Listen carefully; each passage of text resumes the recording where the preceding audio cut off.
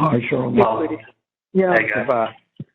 Yeah, I don't know why it's doing that, but no, it's just I had so much hope, and like the crazy thing is that I really wasn't getting that excited until this past weekend, and then after that, you had Thursday, Friday the week before, then you had this whole week, last whole week, and then I had the Wendy's attorney testified on Friday, actually maybe Thursday. And no, it was all day Thursday. Yeah, Friday? She was Friday. She was Friday. Yeah, okay. Friday morning. Yeah. So I sat up there and testified from Thursday at 8:45 till 5:45 at night. I come back, they put me on the stand for another hour Friday morning. And Kappelman has me for another 2 hours. 2 hours. And I'm like, okay, you're full-on questioning, ask me anything. It doesn't come down to that. Like, and Dan said to me, he said, if I were to give you a score, I think you'd get a 95. He said he was very happy with how I testified. You know, my demeanor, my delivery, how I was like to the point, but like not, elaborated on some stuff, was personable. Like he came across fantastic. Everybody, Bree was telling me, like, reading to me things that people were finally writing online about like positive things. Like finally, people are writing positive things about the case. Yeah. And I was literally like, I was on cloud nine over the weekend. I was like, I'm going to see my son. I'm going to get out. I'm going to go to see Scott. I'm going to go there. I'm going to have these plans over there. I'm going to have these plans. I'm going to enjoy my time with my dog. I can't wait to be on my boat. I can't wait to see my son. I'm planning on what restaurant I wanted to go to. Like I'd given away my food on Sunday night because I'm thinking like, okay, like they're not going to let me go from the courthouse. Like I gave away all my food to two guys and friends, and like I'm feeling good. Like I was so sure that I was going home that like I didn't want to have people just pick my food. I'd rather give it to the two guys I'm friends with. So they gave me 2 packages of fish back, and once I go back to the pod, they'll give me some of the food back. And they just walked me through the pod, and I'm like, go get me some tuna fish. And they went up and got me some. But I was like, I was like, I was like 90% People said he has an answer for everything because it's the truth. Okay? Then they said, I believe him. He was definitely not part of this killing. Another one. It made her look absolutely desperate several times with incredible reaches like, quote, you're untouchable, right? She had to go to those kinds of traps because they have nothing substantial. He will walk. You may think he's guilty, but they haven't been close to proving it. And another one. If I were on that jury, there's no way I could say 100% he's guilty. His ex-girlfriend is totally unbelievable. She was shown to be such a liar. I mean, on and on and on and on. Mom, Wendy's ex is not believable. Bree's reading me what they're saying. Like, Bree's reading to me what they're saying. I'm on cloud nine. I'm making phone calls over the weekend. I spoke to John Hader. I spoke to Mike Miz. I was like, just feeling great, thinking like everything is going as good as you could have hoped. Absolutely as good as you could have hoped. Like Kathleen got to the point that she wanted to ask me how old is what does Bree do for Dave, and how old is she? Like why are you asking me her occupation and her age? Like because she had nothing to talk about. Because you know that she's his nanny, and you're about to make me look bad. So instead, I said, well, Bree went to college, and then after she graduated college, she worked for Dave, and she was 24, and I was 39, and that's the mother of my child. Like, I shut her up. Like, she didn't have anything to say about, how old is, she was hoping that it was going to be, oh, yeah, she's a nanny, and she's 17. And then she'd have another Georgia Catholic moment. Whoa! Did you get in trouble? No. No, she was actually 25, not 24. But like, I mean, it was like, it was, you know, I felt when I was honestly, Mom, I felt when I was on the stand and she asked me, "What does Bree do for Dave and how old is she?" I was like, "You have nothing else to ask me." I know. You've run out of questions. I mean, Mom, I've never in my life gone from one extreme of emotions to the next like this. I've never come close. No. Not. We were all on a high. After you testified, we were all on a high. And Bree is right. All these messages came in positively. They couldn't believe how... Miles called up. He couldn't wait to tell us. He said, "Kid's totally innocent. Totally innocent." And his son-in-law, who's a lawyer, called. He is totally innocent. He said he's getting off because they have absolutely nothing. I mean, this is from intelligent people. That's my problem. Yeah. That's the problem. Yeah. That's the catch. That's the jury of my peers. The jury of my peers was not there. There was one juror, number 15, that he would have said he's a juror of your peers. He knows that if you're going to find a guy guilty of first-degree murder, you better be so sure you know what happened. You better be really, really, really, really, really sure you know what happened.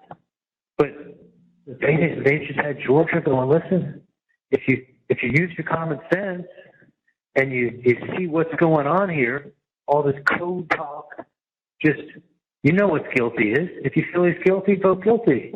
Like, that's like saying, like I said before, like, you think the Kansas City Chiefs will beat the Dolphins.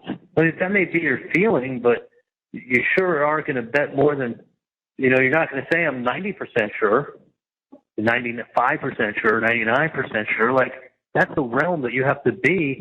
You're going to take somebody's fucking life. Yes. Like, I mean, I can't. No. I can't get over. No, I can't get like you're taking somebody's fucking life from them, and you're destroying lives, and you're being shown fucking emails, or like a book that Wendy wrote, or autopsy photos. Like, the autopsy photos are horrible. I didn't write the book, and she can say whatever the fuck she wants. She used it to rub it in their face, to be like, "Look, this rich, educated white girl is laughing at you on her way to civilization." And isn't that what she did? Isn't that what you did? Tallahassee was just a stop on your way to civilization. You even said it in the book. You were foreshadowing. You were making fun of people. Emails, nothing. She had absolutely nothing. And they had a liar for their big witness. So nothing. And two big witnesses. The guy. Yeah. No, listen. No. Yeah, but I don't want to talk about that. But I'm just saying, like, no. Yes. I know. But I'm just saying, like, even when somebody was lying, they're just like, well, it's okay if they're lying. You read these emails. Like, holy shit. If I was just sitting there thinking, honestly, you know what I was thinking? You know what I was thinking, because I knew it was going to be like this. I know what you were thinking. I was thinking. This is a fucking. This is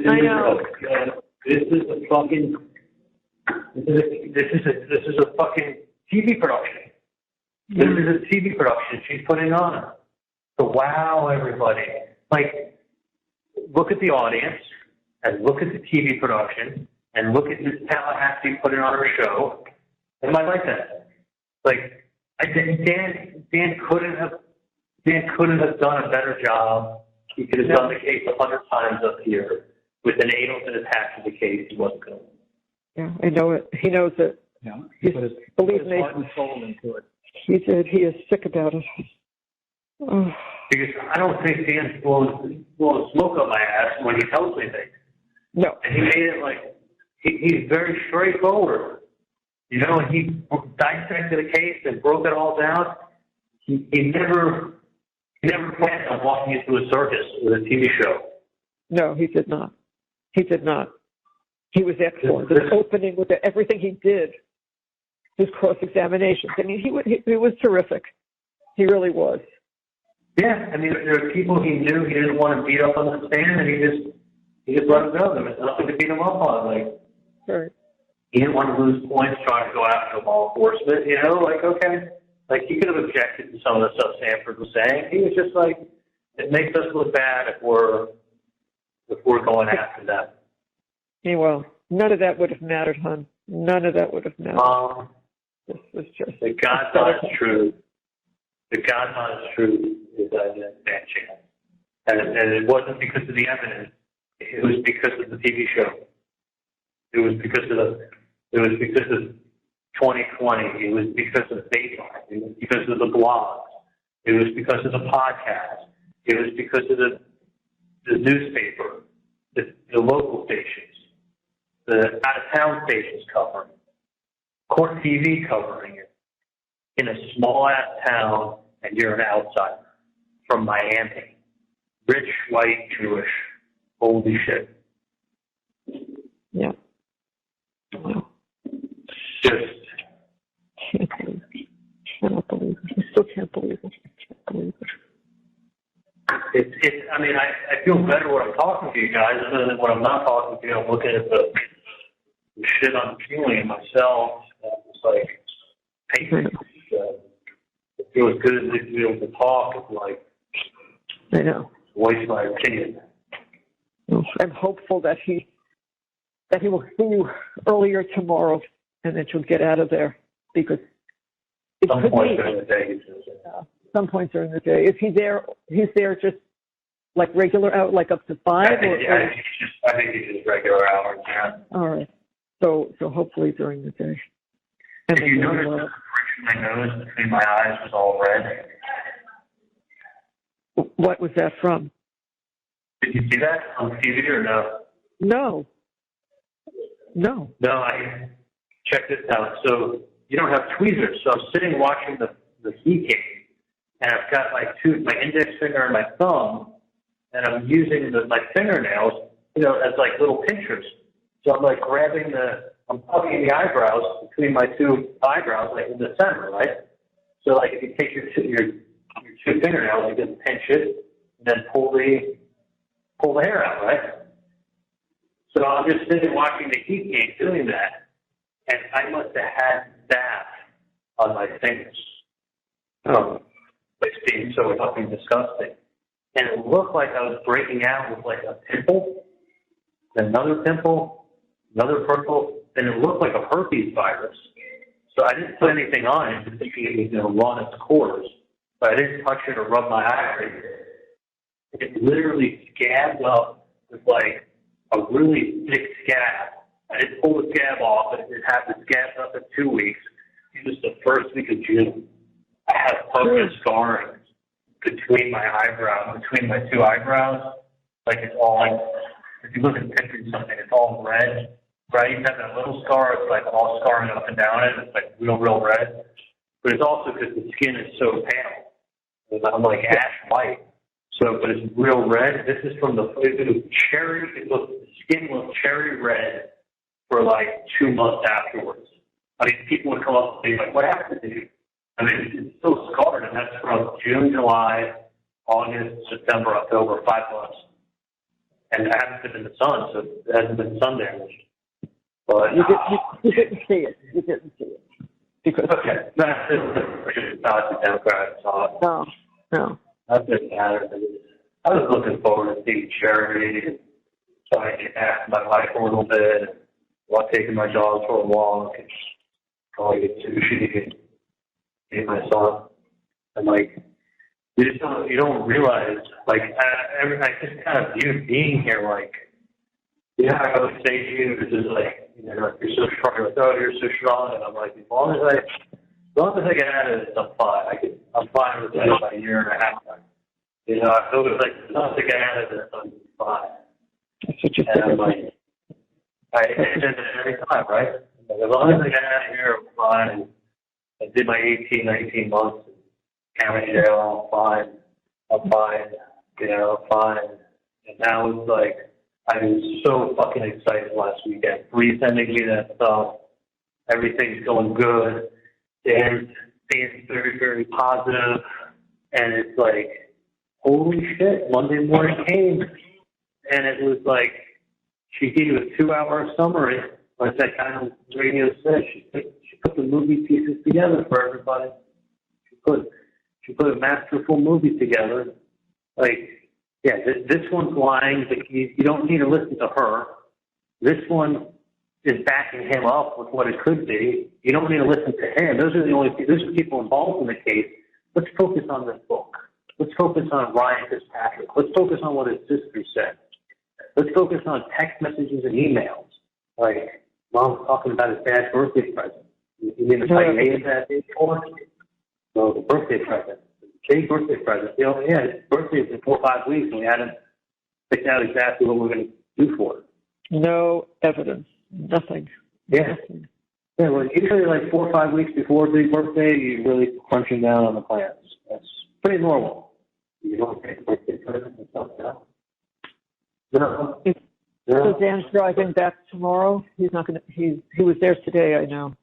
I saw him today. I saw him behind glass. I mean, the glass is like 3-inch thick glass that you can't hear through. I mean, literally, like someone can scream on the other side of the glass, you wouldn't hear anything. You hold the telephone, they hold the telephone, and you talk on the telephone, and you look at each other through the glass. That's the attorney booth. So the attorneys can pretty much always come in here in the jail and see their clients very easily. It's just an attorney booth, so they don't have to have a bar. They get led into a booth, and you get led into the booth from the pod, and you're on 2 pieces of glass. You know, but when I had the contact visits, they always had to have a guard sitting outside the door, and then I got to sit in the same room as him. Yeah. So, I mean, we spent so much time, like, if I told you how much time we spent coming up here and, like, going over everything with me and making sure I was so well knowledgeable, any questions he had, which is, you know, he worked. I know how hard he worked in all of this case. He told me that he's been working for 20-something years as a lawyer, and he said, I can honestly tell you I've never come close to working this hard on a case.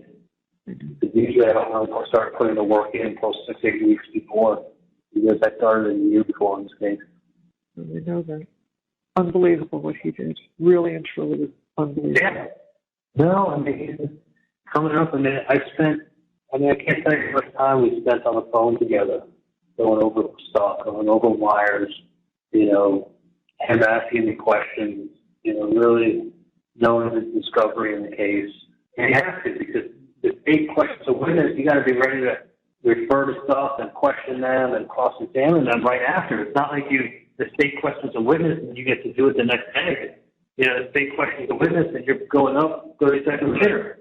So, I mean, he was so, not only was he so prepared, but, you know, he had Kate, and then he had the jury consultants that he got, like the best. Like, bringing out the best. This was not like, no. This was not like, oh, well, I'll take this case, you know, pro bono. I want to get my name in the press. You know, I want to try to make a name for myself. Like, this was like, he did this to fucking win. Oh, yes, he did. Yeah, he did, Charlie. Yes, he did. He did. He certainly did. You know, and he believed that if he outworked everybody and knew the case better than anybody else, knew the facts, that they weren't going to be able to come close. And I don't really think, like, sitting there in the case, I don't really think that they came close to any regard. She just fluffed it over on that at the end. She just fluffed it over like it was nothing. Nothing. I mean, everything he said, we kept saying, like, things wrong. And we're like, she still doesn't get it. Like, you look at me and be like, she still doesn't get it. She still doesn't get it. She didn't want to get it. She just wanted to pretend like that wasn't her defense, and she's just going to talk over us and say, look at these emails. Look at this book. She knew if all else failed, I could get this jury to fucking hate these people. And David even said, like, you don't have to like him to acquit him. But you know what? They can't hate. If they hate you, and they feel like you're making fun of them, you're belittling to them, and you think you're better than them, you're arrogant, you think you're untouchable, they ain't gonna go. They're like claying her hands at that point. She has nothing else to say. So she had nothing. She had nothing.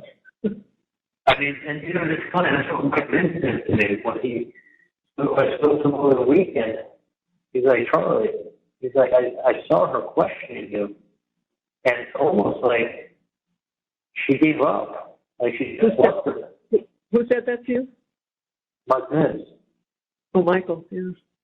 Yeah, I saw her. It wasn't like she came to like an abrupt end. Like she ran out of things. Like she got frustrated. She like kind of put her hands up. Like she wasn't.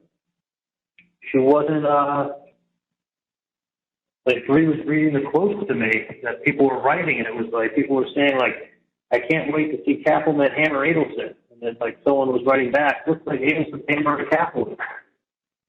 Like, see, these are people who are watching the trial. Who really watching it, right?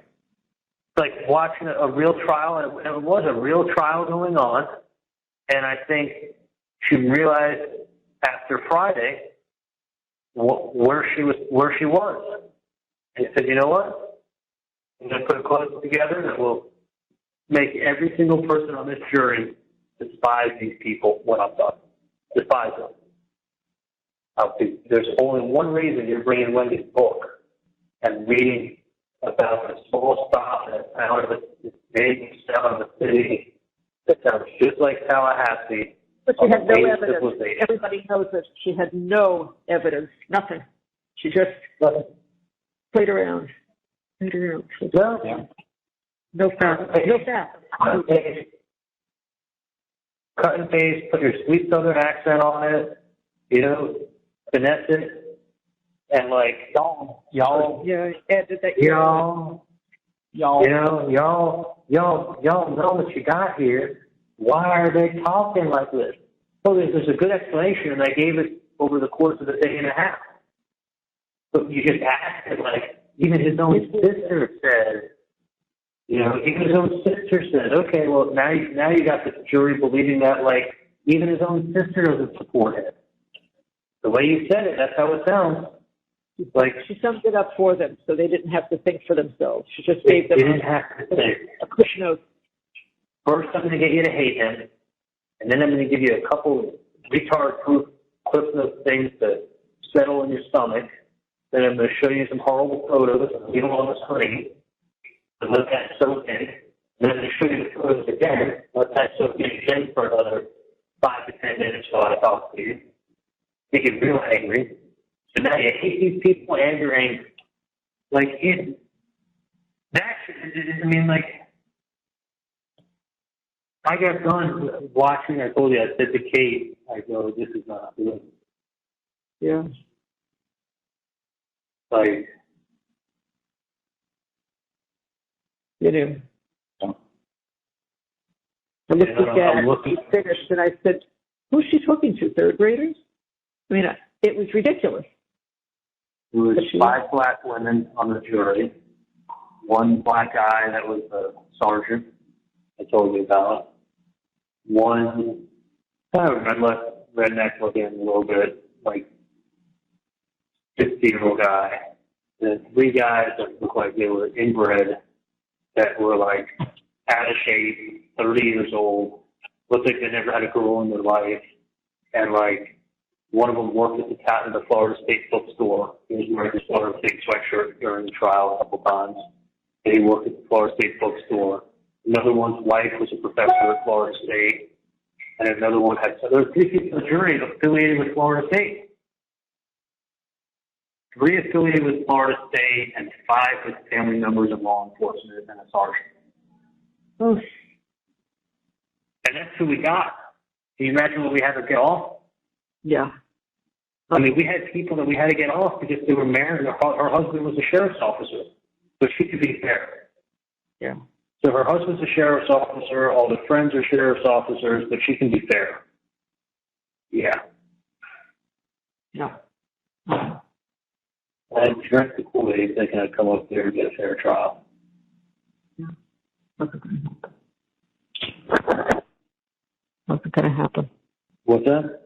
No, I said it wasn't going to happen, and we all believed it would because Because you had the evidence and they did not. It didn't matter. And Dan explained it to them so well. Oh, my gosh. You know, if you're in doubt, you have to. Yeah. No, the Georgia case, there's no doubt. I think that. So she's like, if you think they're guilty, you got to vote guilty. Like, you talk to someone who really knows, has a brain on their shoulders, to go beyond a reasonable doubt on a murder one case, you have to be so sure you know what happened. That's right. And Dan explained that. It was clearly you have to be so sure you know what happened. Not like, oh, I think, or I'm like, if they knew what happened, they wouldn't be showing Wendy's book, trying to rub it in their face. You think anyone on the jury's ever written a book? It had nothing to do. Yeah. Nothing to do. Threw shit in there that had nothing to do with anything. Just as you said, just to antagonize, just to flavor it. It goes towards voodoo. It sets, Mom, it's like throwing everything in a salad to make it, to give it some flavor. Like throwing a lot of shit on the wall and see what sticks. Yeah. Oh, yeah. No, I was flabbergasted when I heard her say, even his best friend, Ryan Fitzpatrick. Oh, I know. When he said about, even his best friend, Ryan Fitzpatrick, I was like, are you kidding me? Are you kidding me? Where are you getting this from? Doesn't matter where she's getting it from. Pull it out of your ass and just say it. Doesn't matter. From him to me in 2014. Doesn't matter. You just called him my best friend. Now it seems like I opened up to my best friend, and then we had a falling out, and that's why I said what I said on the stand. Yeah. That's why I said what I said on the stand. And, you know, and he was a friend that I opened up to. He was my best friend. No, he wasn't. And Dan also was. Dan went after him. He did. He went after him. Oh, he tore him apart. But then it made it look like he was a friend that we had a falling out. So maybe we were really close at one time. No, I don't think, honestly, Charlie, I don't think they thought that. I don't think they thought much in general, to be honest with you. They weren't following that. They really weren't. No. That wasn't They were probably sleeping there. I'm like, you know, this is honestly like, you don't even have to say. We know. And 12 people, also, like, holy shit. It was 5 o'clock. They wanted to go home. So that was it. Honestly, if they actually deliberated, it would have taken at least 2 days. At least. You couldn't go over it. The evidence. They to look at go through what Dan was telling them, look at this wire, look at what he says on this wire at this time. This wire is like ZZ at 3 minutes 34 seconds. He says that, look it up. I'm looking at the jury. I was getting sick.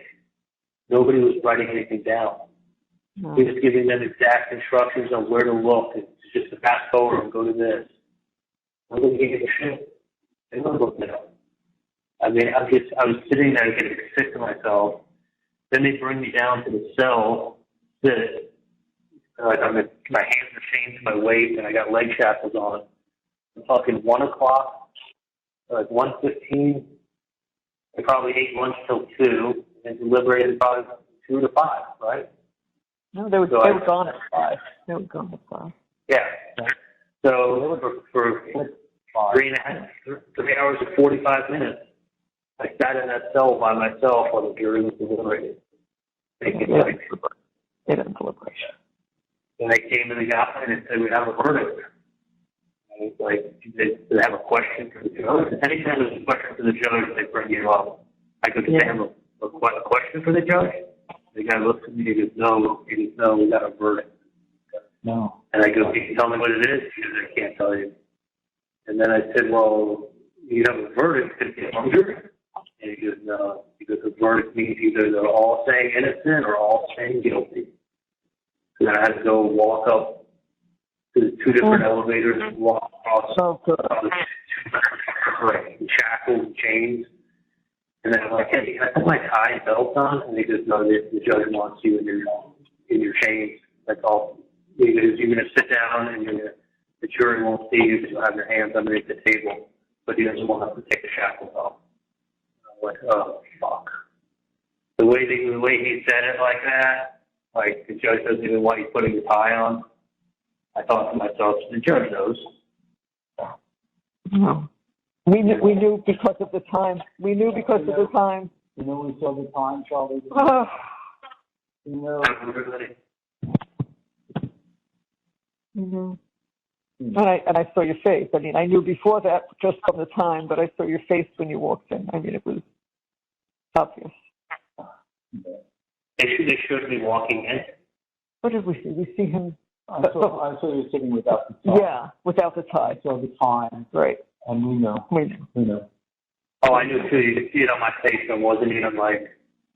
Yeah. I mean, I was upset. I was in shock. I just put my head down for a second and then picked my head back up. But I was like, it literally, in 24 hours, I went from feeling like I was ready to win the Super Bowl to finding out that I got cancer. I know. We were on the same roller coaster. Trust me, the same roller coaster. Everybody said that. You know, we were getting so excited. Texts from people just telling us, you know, how good you were. And I kept saying to Mom, I told you Charlie would be fine. Yeah. I told you. Yeah. We already knew Dan was going to be great. I didn't know how you would be.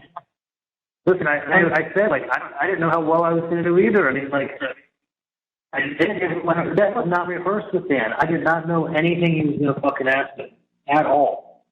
Nothing. I knew none of what he was going to ask me at all. He's like, the reason you can't know is because when Kappelman asks you questions, if you come off too good with me and you're not good with her, it's going to look like we practiced this. That's because right. you got it. So his answer was really smart. He's like, listen, you have to know the case, whether I'm asking the questions or she's asking the questions. Otherwise, you're going to look really smart when I ask questions and really dumb when she asks questions. So you might as well know everything, and I'm not going to give you my notes. So I was nervous sometimes because I was like, I didn't know how I was getting it, you know, how I was looking or how I was sounding, and then she got to me, and I thought I did really well. You did. You beat her up. You beat her up. Yeah. It was no, that's what people were saying. It's like he's hammering Kappelman. Like, you know, everyone's saying, like, great stuff. Just people are following it are smart. The people on the jury, Mom. Oh, God. And I hate to say it, but I fucking knew it. I knew, and I said it 100 times when I was in South Florida. The Tallahassee jury, the Tallahassee people, they're going to fucking hate me. I'm going to look like some rich white Jew coming from South Florida. I had no idea she was going to put on the production that she did, but up until that point, I thought everything was coming together. Until she totally derailed from, like, don't listen to the evidence.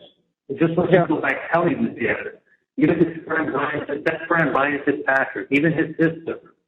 Here, let me show you snippets of, like, cut and paste. Like, I honestly, I would have been so much better off. I know. Looking at it from a different perspective, if you know what I mean. I do know what you mean. Yeah. Like I hate, you know, you can't live in hindsight, but I had some smart people say things to me. I really believed in the system, and I thought, like, it was.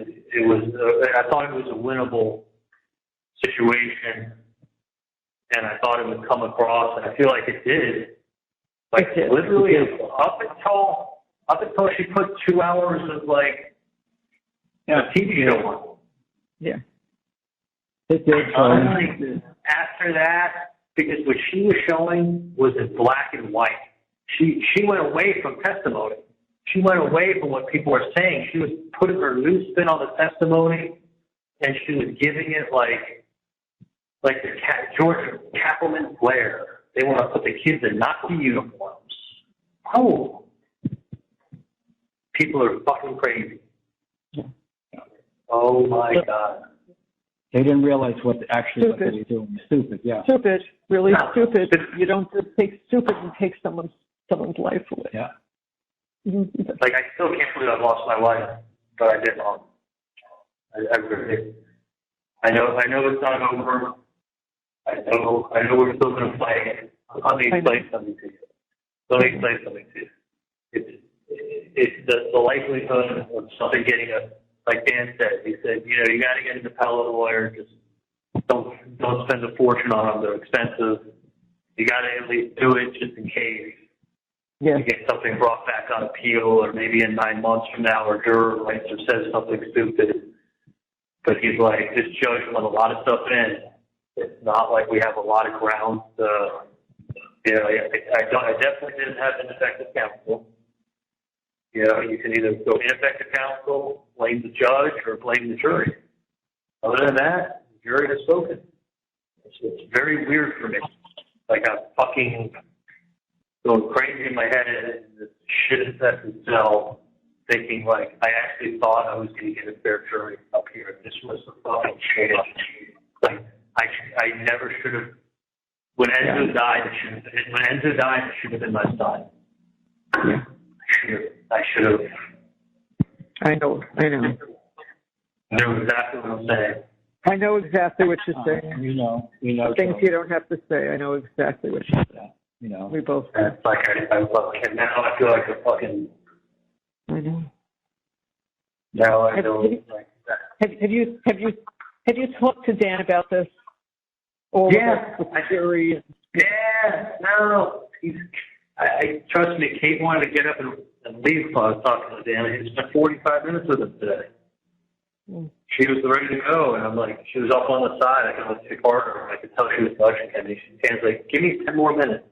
And I was like, Dan, I know I'm repeating myself. I know I am. And he's like, it's fine. I'm like, Dan, you did a great job, but I should have.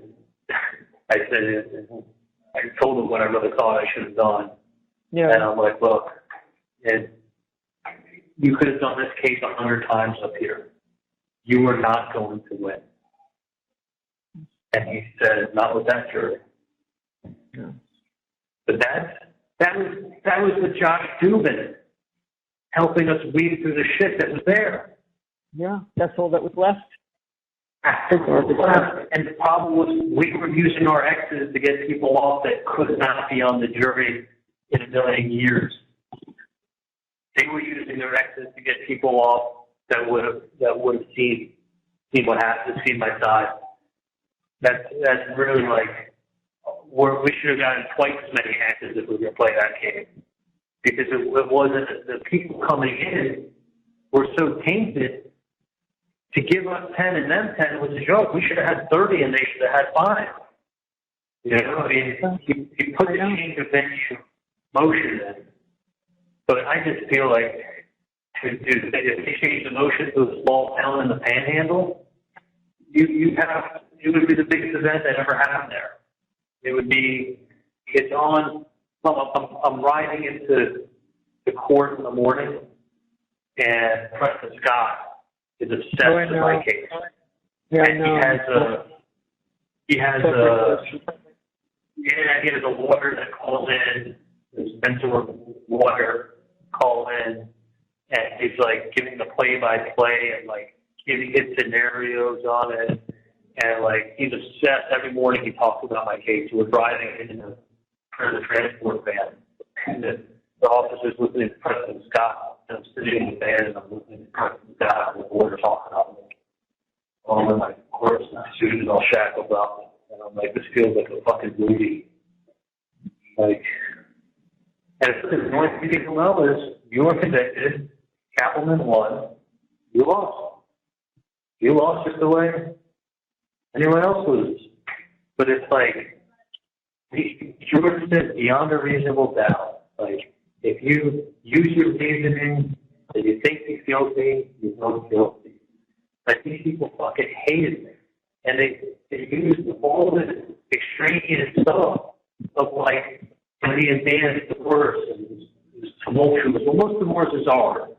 But like, they made it out like, I mean, they painted such a fucking picture. There was not a chance in hell I was going to get a fair shake in this town. That's your bottom line.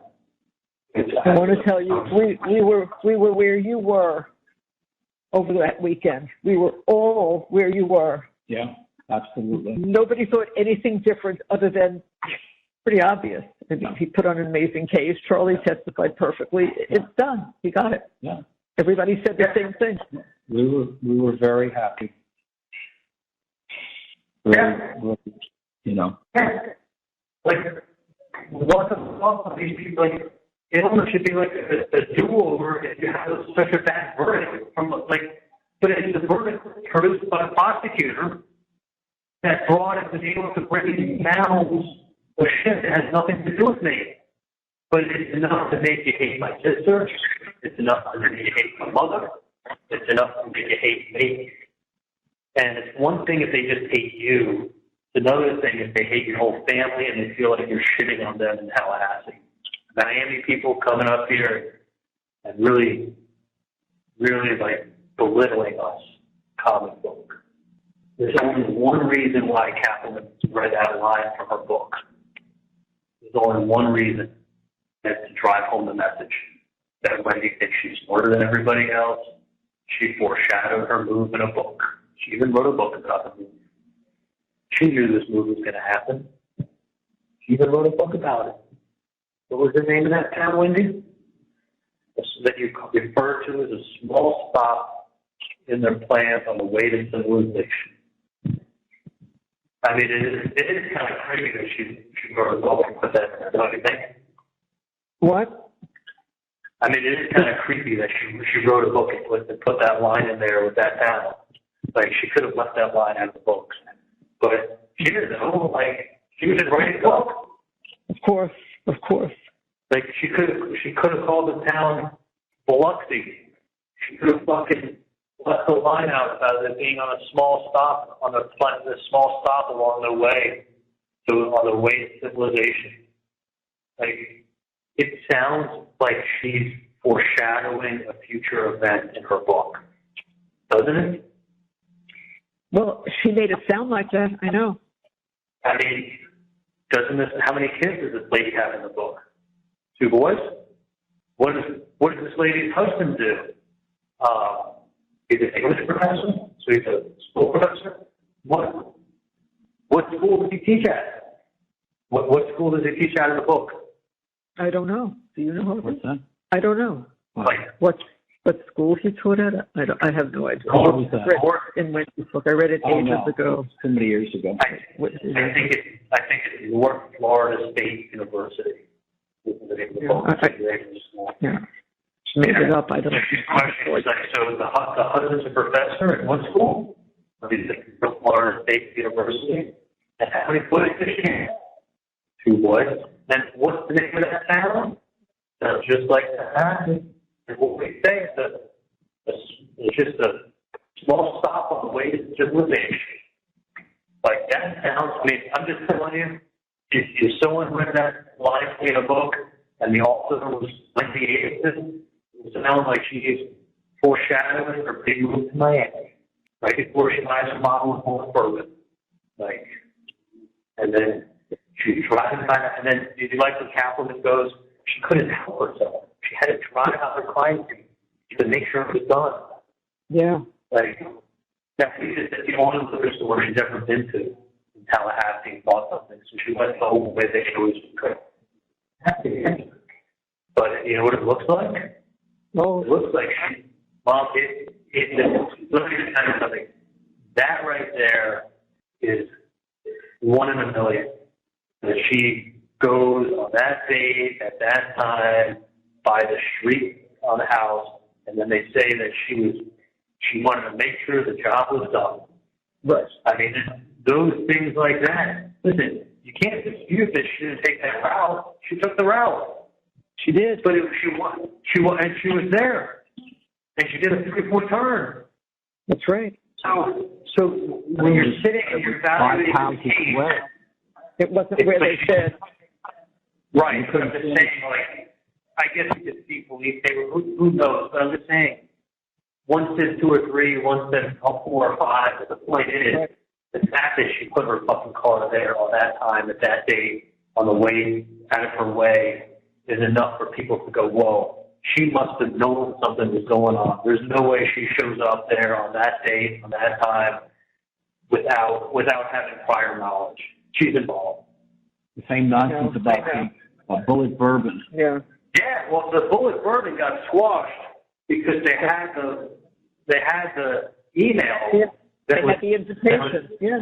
Yeah, they had the invitation that was sent from two people getting married for a stop the bar party to show that, to request a bottle of liquor. A specific one. Yeah, which is crazy. It is crazy. That's crazy. It's crazy. Which is crazy. I mean, it's crazy. She's going to buy a bottle of bullet bourbon to celebrate that night. Like, if she didn't have that email, there's no explaining it. She doesn't drink alcohol. There's 5,000 bottles in the store. She passes by the crime scene, and she goes and buys a bottle of bullet bourbon to celebrate that night. Yeah. Insane. There's no, I mean, the if I heard, chances are so ridiculous. listen, calling my parents' home line, that's not crazy. But that, driving by the scene, out of her way, and going to buy a bottle of bullet bourbon, I would have to say, like, I know. if it smells like shit, it is shit. But no, she really was going to buy a bottle of liquor. She really wasn't, and that's the only liquor store she ever been to. But she said, listen, she couldn't help herself. She had to go check it out to make sure it was done. Okay, that sounds really good. It makes her sound like she's a part of it. And if she's a part of it, then I must be a part of it. So, which story do you think makes more sense? I mean, what is the fucking chances of God's green earth that she goes out of her way and drives by that street from that time on that day? It's insane. It's crazy. It's crazy. It is. I mean, you can't even believe it. I hate to say it, but it's almost like it's things like that that can make somebody shut out everything else, all the other things that you're saying, and you go, look, on this date, on this time, she leaves her house. She takes a route that's 5 miles longer. She drives by the scene on this date at this time. Why on God's green earth is she doing that to go to a liquor store when she could go to three of them that are closer? It's called being at the wrong place at the wrong time. But that's not a good explanation. The explanation they want to hear is she's a part of it. She knows. She has to know. How else would she be there? And that's what the jury listens to. And they go, I mean, to me, does that make sense? I mean, if I'm on the jury, yeah. She's showing up, isn't she? That's crazy. Yeah. It's crazy. Crazy, fucking crazy. But think about it. What are the statistical chances of her leaving her house and driving by that scene on that date at that time and not being involved? Yeah, I mean, it's insane. It is. It's absolutely crazy. It's crazy. But it's true. It's what happened. Yeah, but It's what happened. But I'm asking you, what are the chances that her husband was just murdered? She's leaving her house and driving by the crime scene, but has no knowledge of anything going on. And they made a big deal like, well, why didn't she call daycare? Why would she call daycare? She got a tree fell. That's exactly because it used to happen all the time from the storm. Yeah. Because they have those summer storms and the trees fall, and like she just was like, like, didn't think anything of it. Thought a tree fell, and they were cornering it off, and then cutting the tree, and then opening up the road when it's over. But, what are like, if I was sitting at the bar and somebody was telling me this story, that's one part of the story I have a really hard time getting over, is what is she doing there on that date at that time, leaving her house to go out that she doesn't need to go and go to turn on this street. Yeah. it's a coincidence, you know? But people don't like to hear it's a coincidence when it's one in a million. No, they don't. No? They don't. They don't, because you can And only that think was 1 in a million. That was 1 in a million. That was insane. that was 1 in a million. That literally was like, It blows your mind. Yeah.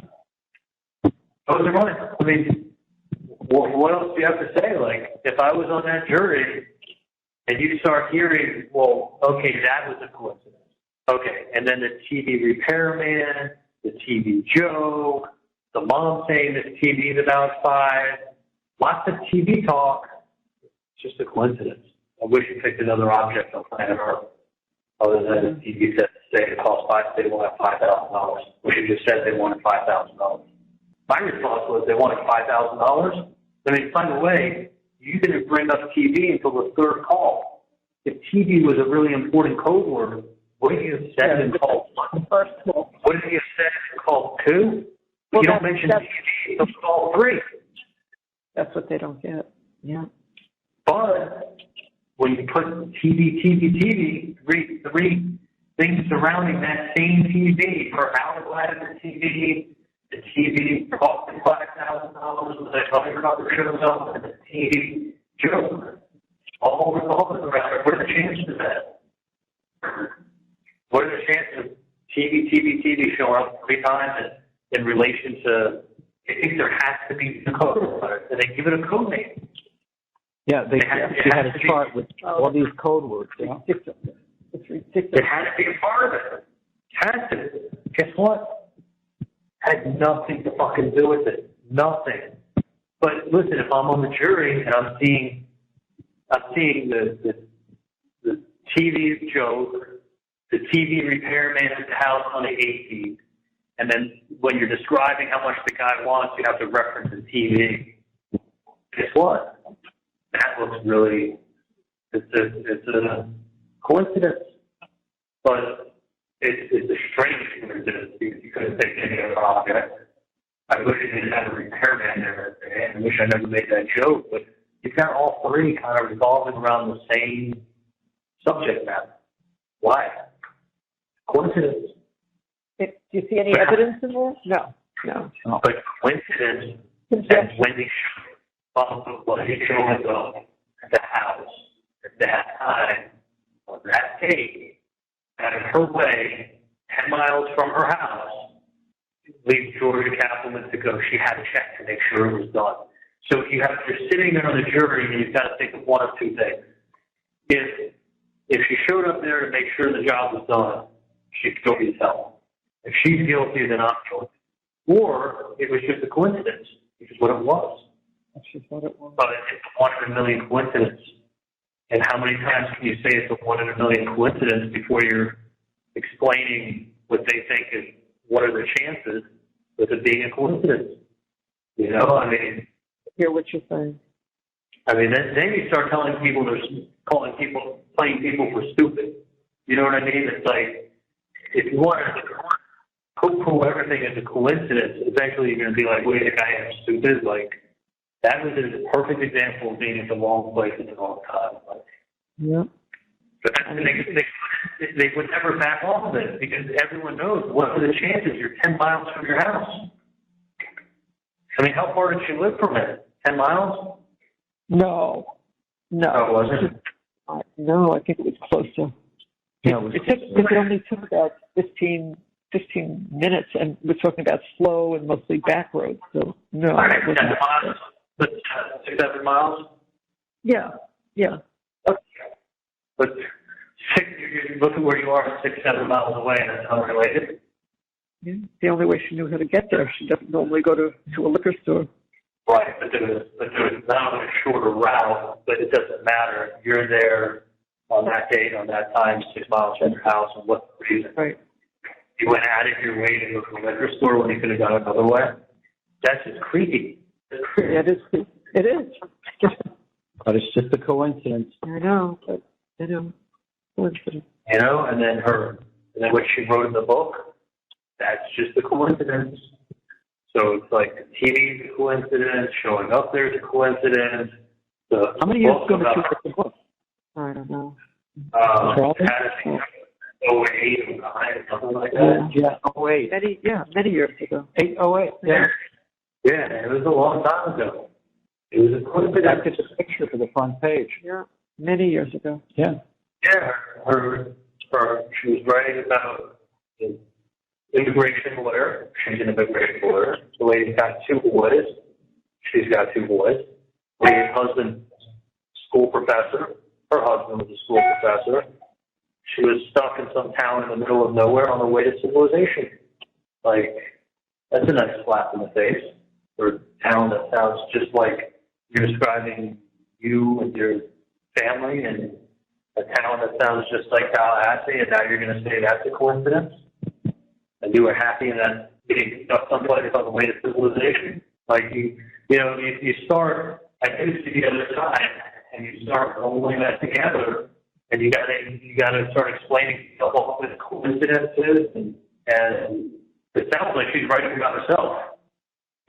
But there's also a North Florida State University. No, it was a school she made up the name. Yeah, but I'm saying there is a North Florida. No, there's a University of North Florida, something like that. But it was like North Florida State University. I mean, it was like one letter off from Florida State. Listen, she was probably writing a book about herself. You know, I mean, she was using her characters, drawing upon herself. But it makes it seem like she's just like shitting on Tallahassee, and she's like giving them the middle finger on the way out and writing a book about it. I know. I'm listening to what you're saying, and it's just it was coincidence after coincidence after coincidence. That's all it was. And it's a book with a line that she never probably thought about, and she just threw in there, like as an offhanded comment, because Tallahassee was a place she probably didn't plan on staying. She never planned on staying. But, like, she'd grown accustomed to it and was fine with staying. But, like, the way it sounds in the book is like she got stuck someplace on the way to civilization. The way it sounds when you're showing up at the crime scene, going out of your way, when you live 6-7 miles away, hard to explain. TV sets getting repaired on that day, the same TV set that I bought her as a joke, the same TV set you referenced when the Lion King guy wanted to extort me for money. You need to reference a TV set, like 3 TV sets in a row, all the same topic. Come on now, we're not stupid. Like, I kind of see like you're dumbing down coincidences. I mean, if she didn't have that email for the bullet bourbon. Oh, the invitation, yeah. If she didn't have that emailed invitation. That would look really bad, right? Well, you think she just drives by the crime scene and there's 5,000 bottles in the liquor store, and you buy the one that begins in yeah. And you buy the only one that says bullet to go celebrate that night? Now you want to tell me that's a coincidence? You're going to say, Donna, that's a coincidence now too? Yeah. Like, how many times do you want to give an explanation if that's a coincidence? It was. She got the invitation to prove it. 15 years ago, TV sets did cost a couple thousand. Family Feud, said what's the most common item that you could think of that cost $4,000, $5,000? People with a TV set. Yeah. Not anymore, but 15 years ago, yeah. You probably bought your last set in 10. So, yeah, it happened. But it's kind of like when you start telling people, this is a crazy coincidence. This is a crazy coincidence. This is a crazy coincidence. That's really hard to start doing that with each fact that comes into the case. No, I know. I mean, when you talk about it and analyze it the way you are, you don't need to hear much else. I mean, when it told you how she felt in the book, thank God she had that invitation email. Shirley, you're breaking up. Shirley? Yeah, I can hear you now. Hello? Okay. Yeah, I lost you for a second. I can hear you. Okay. But thank God she had that email. Without that email, if someone told me she drove out of her way, drove by the crime scene, picked up a bottle of bullet bourbon to celebrate that night, what would you say? She had to know. Of course. She had to have known. Yeah. There's no way she couldn't have. She was going to celebrate that night with a bottle of bullet bourbon. There's 5,000 fucking bottles in a liquor store to buy. That's what she buys. Not a bottle of champagne, not beer, not rum, not tequila. There's 50 different kinds of bourbon. She buys bullet bourbon. I mean, it's so insane. I mean, you're right. It was the fact that she had it. The fact that she had it there. The one thing she buys in that whole store of the 5,000 items in our liquor store, not Chardonnay, not rosé, full bourbon. Because most girls like bourbon. Girls don't even drink bourbon. Girls drink a glass of wine. They drink vodka. Very few women are bourbon drinkers. This one is buying bottles full of bourbon as she leaves her house, goes out of the way, and passes by the crime scene. Why do you think they took a picture of it? Because they're like, holy shit. Yeah. It has to be.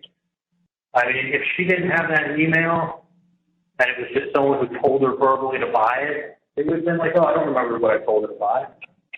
Yeah.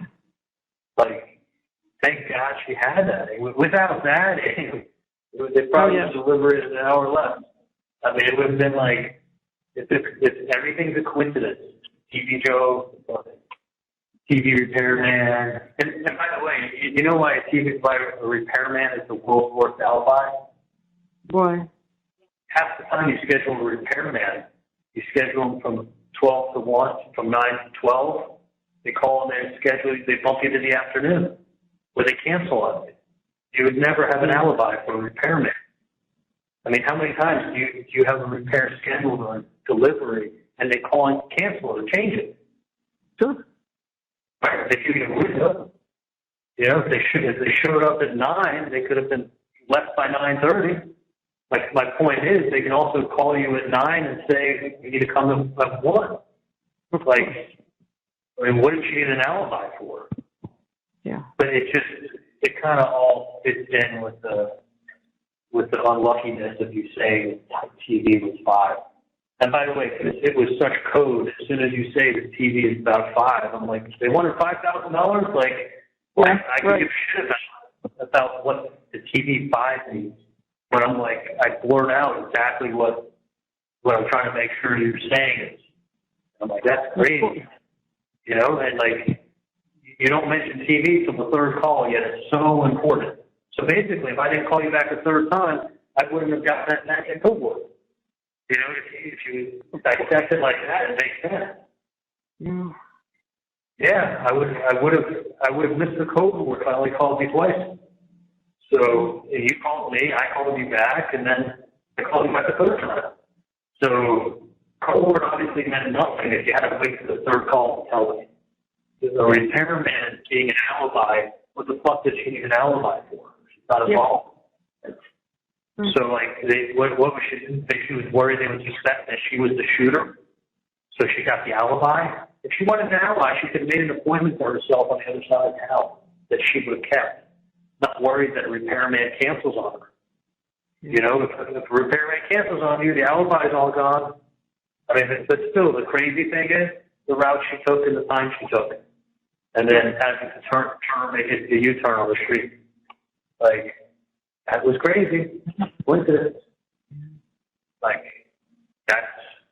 that's what they dumbed it down to. But there are some coincidences. There's no doubt. But I think people don't like hearing that there's coincidence. They don't like things explained by a coincidence, especially the morning of the race. Yeah. Like that timing. It's all of those things, Charlie. All of those things that just. You know, and then also, by the way, the book that she wrote in 2008, like, she wrote the book 6 years earlier. Like, that's right. Maybe 2008, 2009. I mean, did she even have her kids at that point? Ben wasn't born until July 2009. So she may have only had one kid at that time. She may have been pregnant with the second one. Yeah. But either way, I mean, like, kind of crazy that she put that line in the book and named the city after Tallahassee. So it sounded just like Tallahassee to me when she read it out. Like, it makes the shoe fits. She's obviously talking about herself, staying in a place that she feels stuck on the way to civilization with her professor husband. Like, you start putting those things together. I mean, look, none of them have fucking anything to do with me. Like, nothing. Nothing.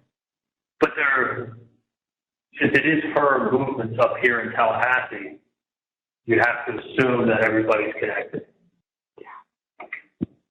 You know what I mean? Like, it has to be, there's no way that, you know, those are independent of me.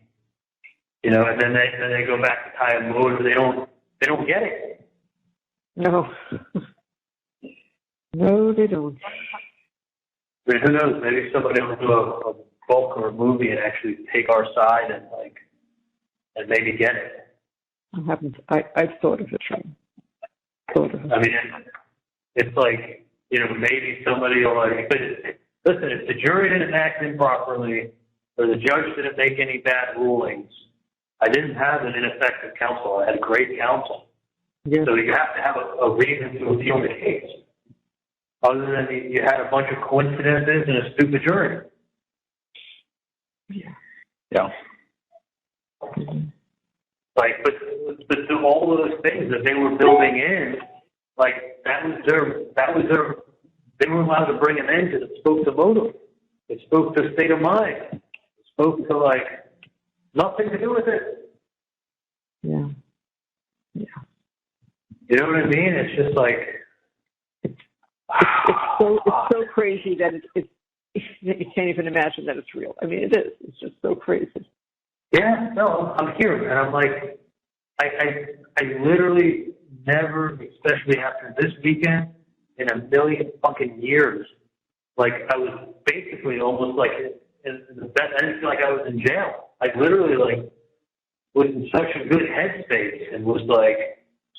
Went and played basketball with Too Tall. I hadn't played basketball with him in months. And I'm like, come on, I'll play a couple of games and get a shot at time. You know, giving my fourth away. Yeah, I never played fours. I gave my foot away. Made a couple phone calls to people I hadn't talked to in a long time. Kind of like hearing positive feedback. Like, that's why I'm like, are you fucking kidding me? Like, Dan's so happy with how the case is going. Right. Like, saying to me each step of the way, okay, if I knew, if you asked me a week ago if I was going to be in this place at this point in the case, would I be happy? He goes, I'd be ecstatic. And then, like, literally, like, after I testified, he's like, we're going to win this case. We're going to win. I mean, when they did their opening, he wrote on a piece of paper to me with a marker. He writes, "We will win." Yeah. And then, Kate, like, look, the worst you're going to do is a hung jury. The worst you're going to do is a hung jury. And I'm thinking, like, look, we had a good jury consultant, get good people. Dan's an awesome closer. Like, we're going to be kicking some ass and closing. It's, you know, he always says his strength is closing. His strength is closing. And now it's like in a fucking suicide. Blood on the walls and shit on the ceiling. Literally, pieces all over the place. The sergeant said they can clean it after I get out of here tomorrow. She's not touching the walls. Like blood splatter, literally shit on the ceiling. But like, trust me, touching nothing. No. But I mean, talk about like a holy shit. Like I'm like, this is not like a small thing. This is worse than getting cancer. This is a lot worse than getting cancer. No, I got you. Like I wish I got cancer instead of this. I mean, I literally, and Dan was like, look, I mean, I'm telling you, Mom, he wouldn't have written up these things to me. We will win. He was that sure. He's a lawyer. He knows the court. He knows the facts. He knows the cases. Yeah, I know.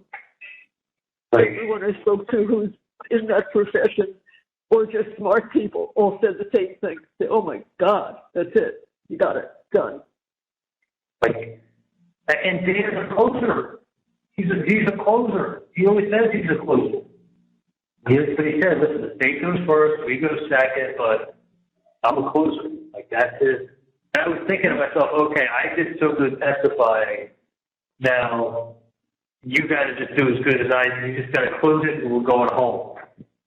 Yeah. And, like, I was like, this never, like, that's the case and everything. I was, like, hoping it wasn't going to be a hung jury. Yeah. Yeah. That's what Dad said. I was hoping that there wasn't somebody along the way that hangs it. Yeah. Never. Thinking, like, But I knew when they. Back so fast. Oh, gosh. When they had, I was saying to myself, I really hope it's not like my favorite Greek God makes them go do it again. Maybe they won't if I get like 9 people voting for me. Like, really thinking that. Like, holy shit. It's unfathomable. Yeah. It's not. Just not. I'm funny, like talking to you guys like this help me out. Good. That's good. But, I mean, honestly, Charlie, I know you say, what are the chances, but that's what Dad and I have to hold on to, that there's a chance. And so we are, because we have to. And you just have to think in the back of your head, you know what, there's a chance. In the meantime, you got to deal with what you're dealing with, and we're gonna do anything possible. You know that. I know. It's going to be a year and a half to 2 years for an appeal. Just so you know. Yeah. No, I do. I do. A year and a half, 2 years for an appeal. Like if you got a new trial, it would be 6 months after that. It's it's a long fucking process. Long process. And to get a new trial would be, in this case, a fucking miracle. And guess what? I just had a trial. Like, it was a circus. Can you imagine the circus that it would be if they brought me back? That's why I'm like, talking to you guys for the last hour has been helpful. Good. I just hear you. I just learned that. I mean, it's just that you put a case together. And Yeah, you did. You exactly explained it really happened. well. Exactly. We were on cloud 9. We were. When I thought it was so smart of Dan to say to the judge on Thursday, I've got another 45 minutes to an hour. Well, he only had about 15 minutes with you on Friday, but he didn't want you to be tired out cross with you on Thursday. I thought you got an hour on Monday, on Friday. No. It wasn't slow. Okay. I felt like, but I'm You know what, Charlie? I'm like half white. I've been outside for an hour and a half in the last fucking year and a half. Yeah. I know I've looked at the photos when they're putting it up on the projector. I'm like, holy shit, they look like they're right now.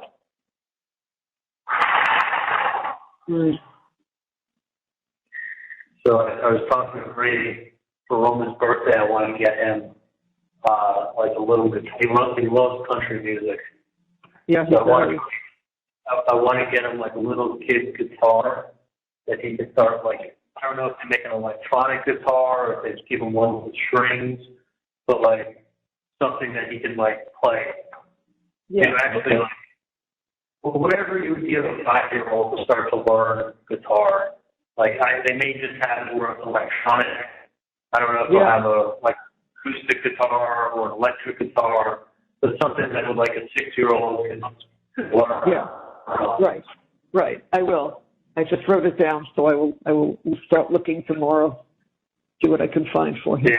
I mean, it doesn't have to be. You don't have to get anything like crazy expensive or anything, but something that is 6. I mean, he may be too young at 6, but he may not be. That's like Fisher Price to be too young. Yeah. No, we will. I'll see what they have, and I'll talk to Bree about it. So I'll get exactly the right thing. Yeah, I told her I wanted to get him that. He loves music. Yeah, he does. Yeah, he does. Okay. It sounds like a good idea. It sounds like something he would enjoy. Yeah, we'll work on that tomorrow. Yeah. He said something to me tonight, but like, yeah, we'll get together soon. Oh. I'm better now. I just cry. Every time I think of him, I literally just start crying. It's the one thing that like... I know. Okay. It's you know, like, look, you guys are parents, but like, having a young kid, the older kid, being here is fucking hard. I know, Charlie. Believe me, I get it. Yeah, I understand. I understand. Honestly, as bad as it is being here, it's the only thing that really it kills me. It's not just me, it's him. And it's everything that I could have done with him, like my whole life. Like I went from literally thinking I was going to get my life back to like I would have been better off. Yeah, I would have been better off getting cancer. Like if you gave me a choice between like getting cancer and maybe having a 5-year survival rate, maybe not, and being where I am now, I would take cancer and maybe having a 5-year survival rate and get there right now. Without a question in the world. Not even a question. I know, Charlie. I get it. Not even a question. If you said you have a 50% survival rate for 5 years, do you want to take that or do you want to be where you are? Not even a question. It's not even a thought. Like, Dan was so awesome. If you don't understand, like, I could smell, I could see you wrote in ink. When we were sitting there next to each other, the trial's beginning, he had this big win. He's like, he looked at me like, you will win. Yeah. I mean, he's never won in his entire career with the status, with anything. Like, I can honestly tell you, I've never been as obsessed or worked as hard on a case. He's been through many times in my entire life. He's like, you don't get trust me. I constantly am talking to other lawyers. I'm talking to, other lawyers, other people. I'm always asking, his buddies what they think. He's asking, the guys who ride a bike with him what they think. All different levels, I know. Tons of levels.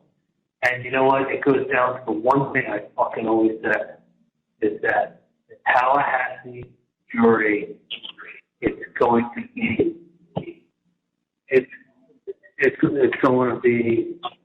a different story. They're not going to give me a fair shake up here at all. It's going to be a shit show. It's not going to be real. It's going to be a kangaroo court. And it was exactly what I said. But I said that. I do.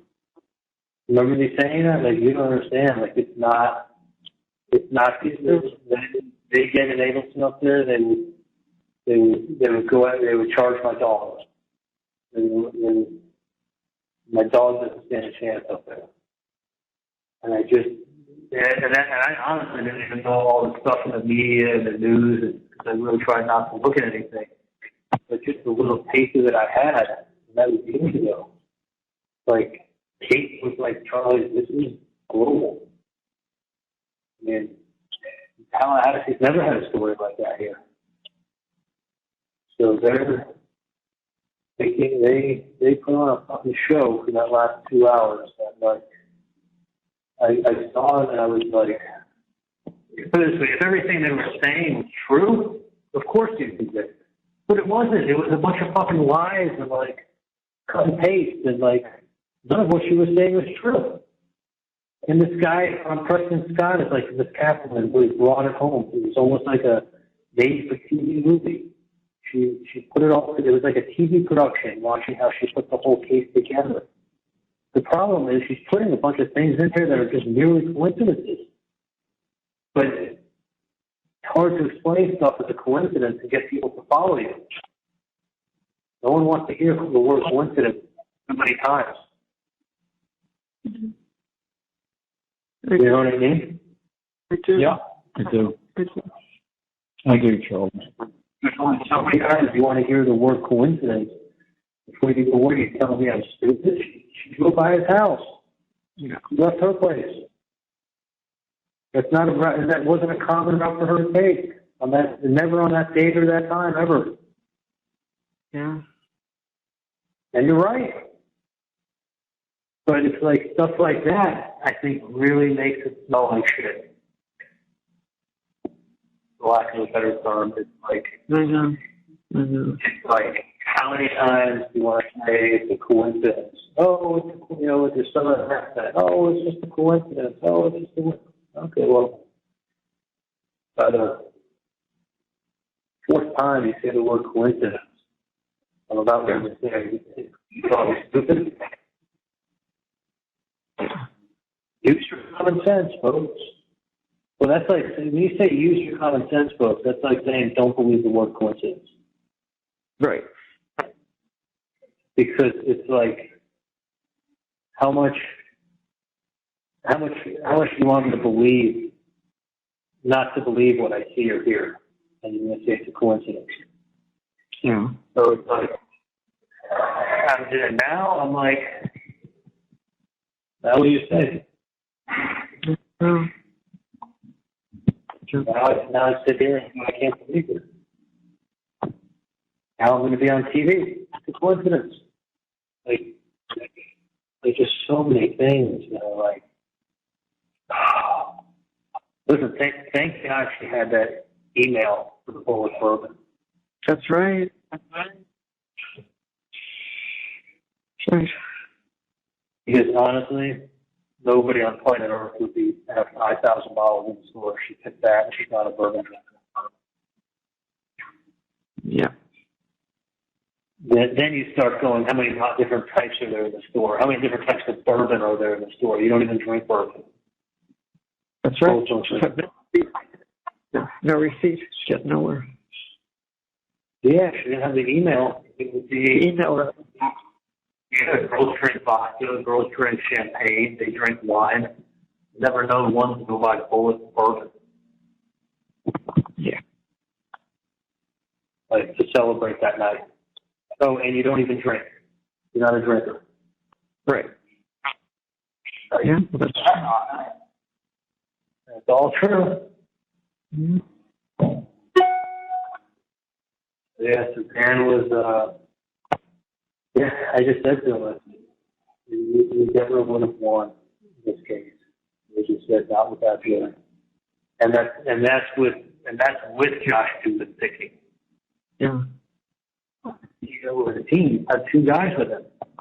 They had this whole checkerboard and like yellow footnotes all over the place and like doing research on jurors and like looking up their social media stuff and like really like doing their due diligence. I mean, it wasn't just, but there were people on there that were so horrible. Like most of the exes they had, I was like, yeah, I agree, we gotta get rid of this guy. So it wasn't as useful as it could be because we weren't as being, we couldn't even get into the nitty gritty. We just got rid of people that were bums. Yeah. One guy came in, I don't know if I told you this, one guy came in, he didn't really know much about the case, maybe saw some stuff online about 2 years ago, that's about it. Well, anyway, they do research on his juror, right? This guy posted on his Facebook that he wanted to kill Sigfredo Garcia and thought it would be a good idea. Oh, my God. 3 months ago. Well, he just got done saying he didn't know much about the case. He was lying to get on the jury. And he was like a nice 70-year-old guy who was saying all the right things to get on the jury. Next thing you know, he's fucking posting about it in his post, on his public post on his Facebook a few months earlier. If we weren't reading that, we never would have known. That's right. If he didn't post about it, we never would have known. He would have been on the jury. So he got struck for cause. They called him back in and they asked him, have you posted anything online? Have you posted anything on Facebook? And he confessed to it, but we showed it to the judge before we brought him back in. First time through, he was like, honestly, 70-year-old, nice guy, and he was all about like not knowing much and treating me fair until we realized he's obsessed with the case. He was there on closing arguments. He started coming to the case to watch. So Dan's like, look, we got rid of what we got rid of. Right. But like, I don't think that was these people were being honest with us that are on the jury. You know, as far as what their knowledge was or their opinion of the case or their exposure. I mean, we had 5 people on the jury who had law enforcement in their family. I don't know how that's allowed. Honestly, I don't know how they could allow that. Listen to this. Someone comes in, they ask them a whole bunch of questions. They could say they know about the case. They could say they think I'm guilty from what they know about the case. And then they ask the person, well, do you think that you could separate yourself from those thoughts that you had when you came in here today and follow the rule of law and not hold any preconceived notions you had against Charlie Adelson and then treat him fairly? People would go, yes, we had to keep them. And I'm like, you know, Josh Dubin was like, well, then he would ask them, like, okay, you had this preconceived notion that he was guilty, and it was in your head. Now that the judge tells you got to treat him fairly and block everything out, where in your head do you put those thoughts that you just came into the courthouse with just 10 minutes earlier? And a lot of people are like, no, you're right, I can't separate those thoughts. I don't know where in my brain I can put them. I mean, they're going to be in there somewhere because I had those thoughts coming in. Those people, we were able to strike for cause. But if someone came in and they said, you know, I've read the Tallahassee Democrat, I've watched TV, I know much about the case, yeah, I thought he was guilty, but listen, I can be totally fair, I can follow the rule of law, I can listen to what the judge tells me, I can obey the judge's orders. Well, they just rehabilitated themselves, and they're fit to serve on a jury. And then they can come in and say, well, my husband works for the sheriff's office. Do you know any other law enforcement officers? Yeah, like all his friends. Any other ones? Yeah, a lot of officers go to the same church I go to. Okay. Do you think that you can be fair and impartial? Absolutely.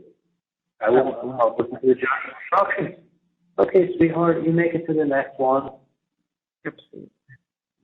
Yeah. No, I mean, it doesn't preclude them from serving on a jury. They could be a police officer. It doesn't preclude them from serving on a jury. But if they answer everything right, they don't get struck for cause, then you have to use one of your exes on it. You know, but what you worry about is when people lie to get on a jury pool. Yeah. Because now they're important. Now they can write a book. Now they got a story to tell. You know, now they can go do an interview and tell what they were thinking when this Kaplan was presenting it and bring it all over. And what, I mean, listen, aside from the coincidences that they say are evident, they're not evident. That's a fucking coincidence. But they don't look at it like that. Yeah. Mm-hmm. They look at a coincidence and they're like, you're going to tell me I'm stupid. I mean, think about the ones they named. Wendy's book, traveling down the street at the wrong time, at the wrong place, bottle of bullet bourbon. Yeah. The TV for. Yeah. And then the way it sounded in that book sounded like she was writing her plans and putting them into paper years before she carried them out. Rather than talk about what the book was actually about, which was about illegal trafficking. Right. It doesn't matter. I just read you 2 lines from the book and asked you a bunch of questions about her professor husband, her 2 kids, the town that they were stuck in that sounds like Tallahassee, and it was just a small stop on the way to civilization like Miami. Those are your words, aren't they, Wendy? Yep. Did you have something in mind while you were writing it? Like, those 4 things are like, one you can explain away. Listen, the bullet bourbon's easy because you got the email. Without the email, that would be the hardest one to explain away. Yeah. But you got the bullet bourbon, which is very easily explainable. But the others aren't really. No, they're not. I mean, it sounds like a very cunning, intelligent author foreshadowing her move from someone who's getting stuck in the town that sounds just like Tallahassee with a school that name sounds just like Florida State, from a town that sounds just like Tallahassee, with her 2 boys and her professor husband moving away. The next one is, but that's, you know. That's just saying how long ago it was. Well, she must have had it in the plans that long. That makes it even worse. She's been planning this a long time. And then the fact that she leaves her house and drives 7 miles and goes out of her way and drives by and does a U-turn on that street, that's a crazy coincidence. The book is crazy foreshadowing. The TV code is crazy code talk. Like, then you take those 3 coincidences and then you tie it in with upsent emails, you know, calling them curse words and Nazi uniforms for the kids, and it sounds like an unhinged lunatic is upset. Then you got check number 2, you know, and it's like, then you go ahead and you throw an autopsy photo up there for 10 minutes in between all those coincidences.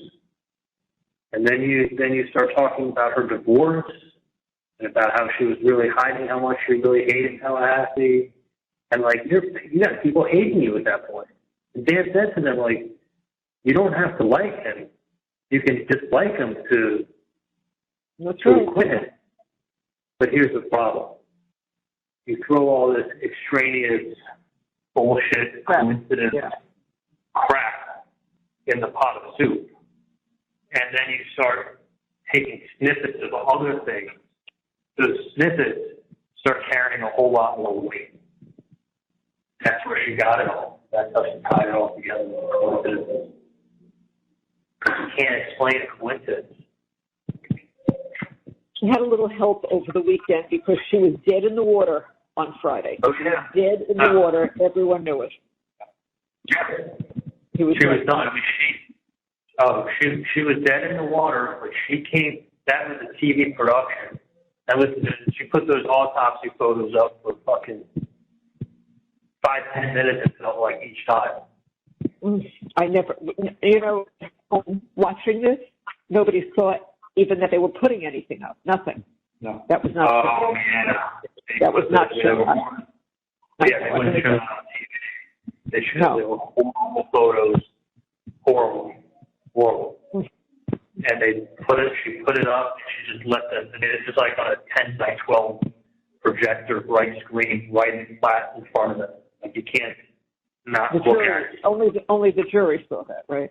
Well, I had it at a monitor in front of our desk, and it's hooked up to a monitor. That's right. On your monitor. So I had it square in front of my face on my monitor. And the monitor is like a foot high and a foot and a half wide. But the projector is like an 8 by 10, 8 feet by 10 feet. And it's flat in front of the jury. And she would walk that up, and then she would talk and leave that up there for like, you know, for a while. Yeah. Oh, yeah. I mean, twice, maybe 3 times. Each time she was talking for like 7 minutes while I was looking at a horrible photo. I mean, literally would make anyone very upset. Horrible photo. And it's like, you're looking at like a head shot on an autopsy table that was pretty fresh from that, you know, leak. And it's horrible. Sure. People are looking at that. And then they're talking about, you know, and Wendy just happens to drive down the street. Like, why is she driving down the street? Somebody must have told her something. It's going to happen. Like, you know, tying it all together. And the funny coincidences really help tie everything together because you can't explain a coincidence. I can't explain why you picked TV. No. I can't explain why Wendy has a TV repairman at the house. And most of all, I can't explain when Wendy was moving out and I said, what does Wendy need for her house? Just let me know and I'll be my present. He said, well, she left the TVs behind. I said, all right, we'll go buy her a nice TV from Best Buy and that'll be my divorce present to her. And in 2012, when I gave it to her, I made a stupid joke. which it's like kind of a recycled joke. I've heard different variations of people. Like, you got someone a bottle of scotch. They'd be like, well, they were getting divorced. And they're like, well, I didn't know whether to get you a bottle of scotch or a hitman. So I got you the bottle of scotch. It was cheaper. Like, it's a fucking joke. I have friends my age who have made that comment about their ex-wives. So it's nothing. It's not even young. It's a recycled variation of a recycled joke because obviously I was only getting her the TV set, and I know she was going through a hard time with him, so I made it funny. That was it. I wish to God it was another object other than the TV. The same TV that she was having repaired that day, the same TV that you were bringing up when the Latin King member was extorting you. TV. They'll tell you it's a coincidence. Like, that's like someone saying you're stupid when they keep telling you a coincidence. But you can't explain it because you can't explain a fucking coincidence.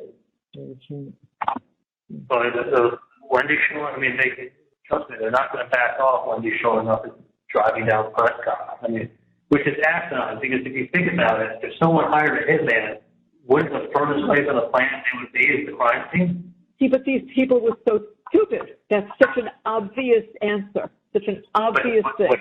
But what Kappelman said was she couldn't help herself, but then to go find out it was already done. She couldn't help herself. Well, I guess the person's crazy, and they really did do it. Okay, well, maybe she couldn't help herself. She wanted to go see if it was done. Could be an explanation. Like, she did show up. That's an explanation other than saying it's a coincidence. The other person saying the word coincidence, you got kind of an explanation. Like, she couldn't help herself. Like, it's sounding creepier as you're putting it together. Like, you know, and they laid groundwork with the book, the emails, the fucking TVs, bottles of bourbon. Like, I think all of it was just help tie bullshit facts together, combined with her saying that people said things they never said, was spectacular. If what she was saying was true, it's very believable. But what she really honestly, like, and that's how I was feeling while I was watching it. I was thinking, like, shit, if what she was saying was actually true, I think it makes it easy to convince me. But it's not true at all. It's not facts. She couldn't stand up there with witnesses that supported her fucking story. Mm-hmm. But the crazy thing is, it's the fucking coincidences you can't explain away. All you can say is it's a coincidence. You just don't want to use that word too many times. I feel like people are saying you're stupid. So I got 2% on my phone. I can talk to you guys sometime. I thought you were going to get a chance to charge it tonight. I will. No, they'll take it from me. Oh, okay. It shuts off, and I probably got another 15 minutes of that. But I don't know, Mom. I literally feel like I'm going from winning the Super Bowl to holy shit. But I've never had a letdown like this in my life. This is not just a letdown. This is like. I was just going to say it's not a letdown. Believe me. I know it's not a letdown. It's not a letdown. This is like a fucking nightmare. Like a letdown is like when your plane gets canceled and you get stuck in the airport. Yeah. Like, you know, something doesn't go your way and you go get you'll reapply or get another job or you get fired. Like, this is like, holy shit. This is like, yeah. This is insane. No. It's insane. Like, yikes. Dan was pretty upset. Oh my God. He was upset. And everybody that loves you was upset. Friends of ours were upset. It was as I said, look, I've gotten all these phone calls tonight. I don't respond. I don't want to talk to anyone now. Ruth called. I just let it go. I'm not answering any of these. The only reason I asked Rick and Sue to help is because I needed help. But other than that, no, nobody. I don't want to talk to you. I want to talk to you. I'll talk to Dan. That's it. I don't want to talk to anybody else right now. Bill, trust me, I'm fucking speechless.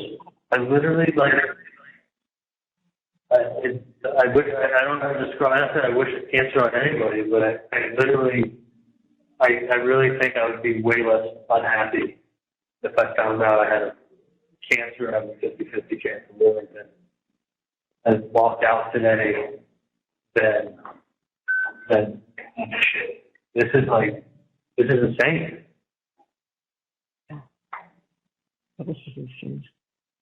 Absolutely insane. Like, this is, I mean, and the thing is, it won so fucking convincingly is what scares the shit out of me. Like, this is exactly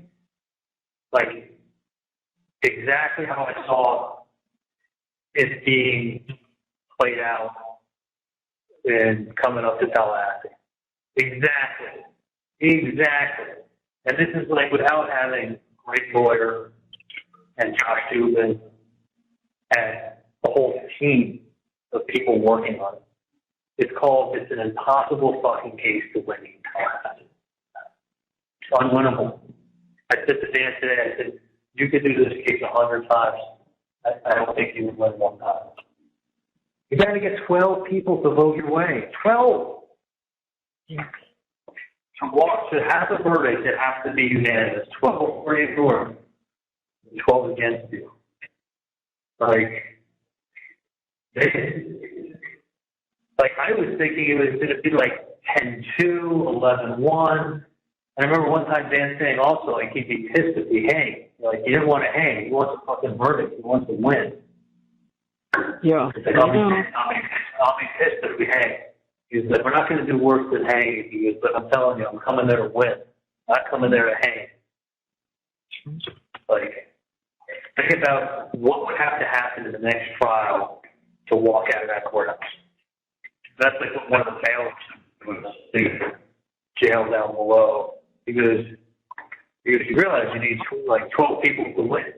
All 12 have to vote your way. Right. Not 11, 12. Has to be unanimous to walk out. So think about it. With all the work that we did, we couldn't get 1 out of 12. That's scary.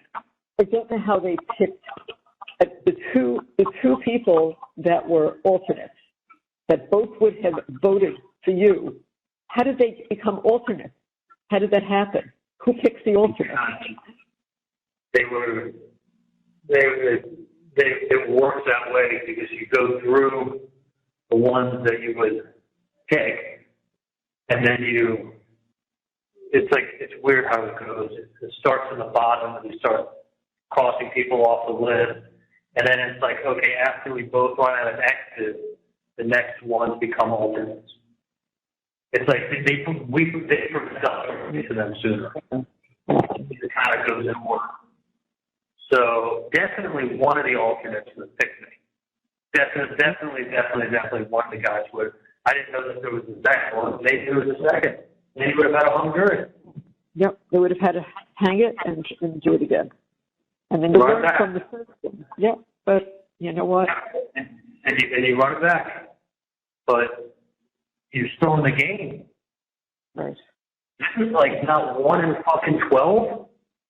Like, and I hate to say it, but it's exactly what I fucking knew I was going to be dealing with when I came up here, and I felt it in my bones that this is what I'm going to have in Tallahassee when an Adelson comes up here, and it's going to be like a fucking shit show, and you're not going to get a fair shot, this, that, and the other. And Dan was like, no. He's like, we're going to do the work.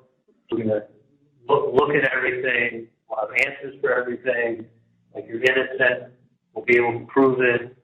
Like, I'm coming up there to win. I'm not coming up there to hang.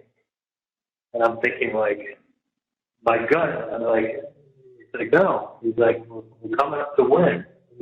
We're hoping an arguments happen that first day. He wrote out a piece of paper to me while I was sitting there, marker. He goes, "We will win." He was so sure. He would never have taken his marker and go there on a sticky pad. No, totally. That's "We'll win." everyone was sure.